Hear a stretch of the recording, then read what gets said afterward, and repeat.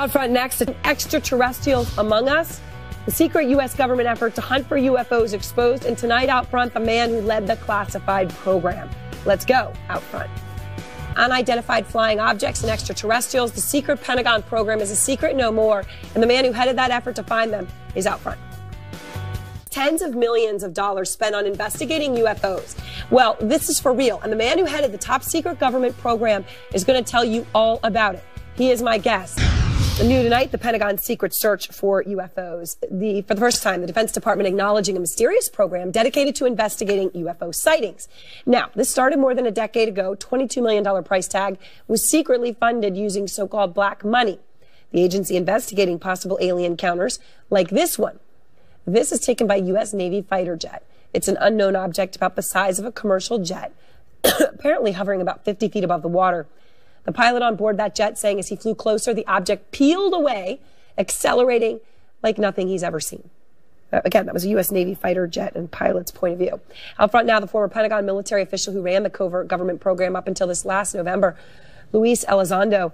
Luis, thank you so much for your time tonight. I mean, first, tell us what the purpose of the program was and why it was so secretive. Sure.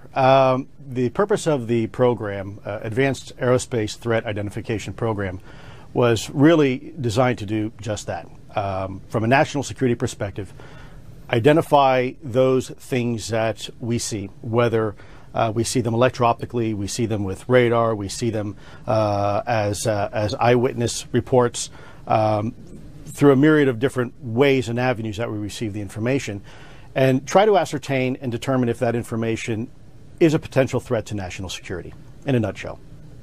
So what did you find? Well, we found a lot.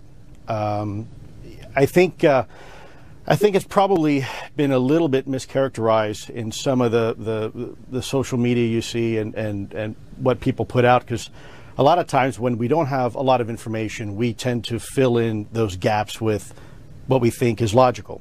And there's still, by the way, a lot we really don't know. I think what's important is that we have identified some very, very interesting, anomalous type of aircraft. Let's call them aircraft.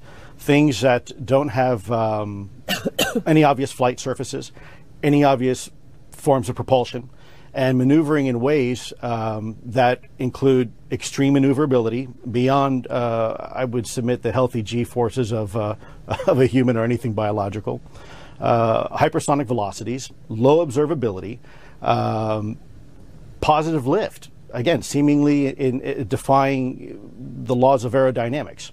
So people are talking. Think, I mean, I know, but do you believe, when you get that Navy pilot saying what he said, do you think that was, a UFO? To obviously, I don't have any other word to use, or that, or something else? Sure, that's a great question. Keeping in mind, it's not just the pilot's testimony on an observation. Sure, when someone comes to you who's in charge of a multi-million-dollar weapon platform, who maintains a top-secret security clearance, who is paid and trusted by this country to go fight wars and to fly over cities with live munitions, and by the way, they're trained observers with millions of dollars invested in their training. Yep. I would submit to you it's pretty compelling. But on top of that, it's not just the eyewitness testimony. It is actual electro-optical data and radar returns. It's also people like radar operators and air traffic controllers. So I think the discussion should be maybe a little bit broader than that. I think people are focusing just on 2 videos coming from a set of F-18s when really it's a lot more than that. So recently, I guess it was in October, astronomers spotted what they say could be the first interstellar asteroid. You see it there, kind of that strange shape from beyond the solar system. What do you see when you look at that? Well, Ms. Burnett, I have to admit to you, when I ran this program, I was fundamentally looking at, my colleagues looking at 2 things. Yeah. What is it and how does it work? We have deliberately stayed away from going down the rabbit hole of who's behind the wheel and what are their intentions. Yep. Because a lot of people have a lot of feelings towards that and are very emotional about that. And what I wanted to do is to allow the data to speak for itself and then use that data to inform leadership, senior DoD leadership, about the potential threat that these type of technologies pose to national security, especially over any type of controlled airspace that we might have. So I'm not trying to be evasive in any way or vague with your answer, but yeah. Well, I think there's a lot of possibilities. Look, and I know you think it's important. I know you think that the government didn't take the threat seriously enough. So let me just ask you point blank the question. Do you believe that life from somewhere else, while you ran this program, came here, visited, observed?